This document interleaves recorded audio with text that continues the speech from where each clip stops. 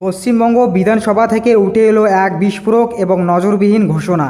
রাজ্যে মাফিয়াবাজ দমন এবং সরকারি সম্পত্তি রক্ষা করতে এবার চরম কঠোর অবস্থান নিতে চলেছে প্রশাসন।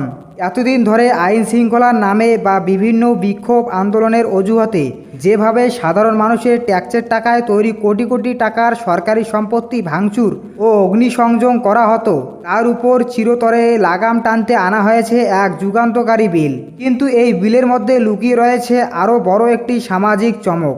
অপরাধ করে বা দুর্নীতি করে যারা বিশাল বিশাল অট্টালিকা বানিয়েছেন, সেই মাফিয়াদের সম্পত্তি কেবল বাজেয়াপ্তই করা হবে না, বরং তা সাধারণ ও অসহায় মানুষদের মধ্যে বিলিয়ে দেওয়া হবে। বিধানসভায় অত্যন্ত স্পষ্ট ভাষায় জানিয়ে দেওয়া হয়েছে যে রাজ্যে সরকারি সম্পত্তি ভাঙচুর বা নষ্ট করার প্রবণতা আর কোনোভাবেই বরখাস্ত করা হবে না, তা সে বাস ট্রেন ভাঙচুর হোক কিংবা কোনো সরকারি অফিসের প্রতিসাধন।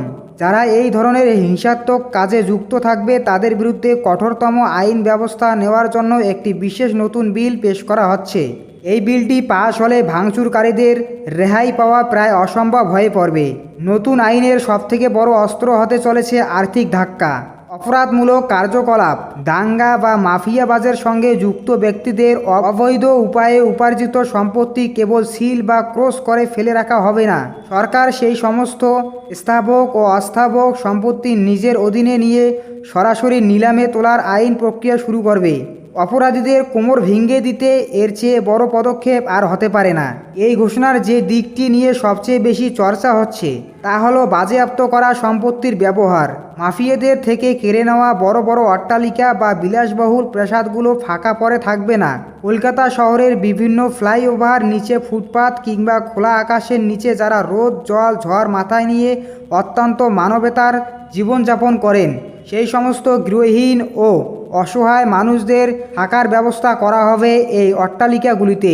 অর্থাৎ অপরাধের টাকায় তৈরি হওয়া বিলাসবহুল ইমারত এবার ব্যবহৃত হবে সমাজ কল্যাণ ও গরিব মানুষের আশ্রয়ের কাজে।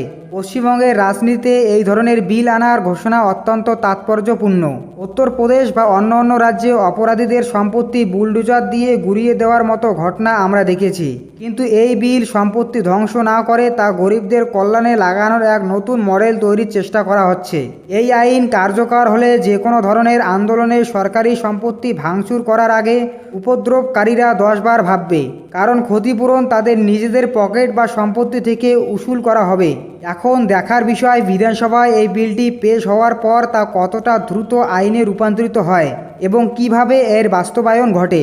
যদি এই পরিকল্পনা সফলভাবে মাটিতে নেমে আসে, তবে একদিকে যেমন সরকারি সম্পত্তি সুরক্ষিত হবে, অন্যদিকে কলকাতার ফুটপাতে থাকা হাজার হাজার গৃহহীন মানুষ মাথার উপর একটি পাকা ছাদ পাবে। অপরাধ দমনের পাশাপাশি সমাজ কল্যাণের এই অভিনব মেলবন্ধন সত্যিই এক ঐতিহাসিক মাইলফলক হতে পারে। আজকের ভিডিওটি এই পর্যন্তই। ভিডিওটি ভালো লাগলে এই ভিডিওটিতে লাইক দেবেন, চ্যানেলটি সাবস্ক্রাইব করে আমার পাশে থাকবেন। ধন্যবাদ, ভালো থাকবেন, সুস্থ থাকবেন।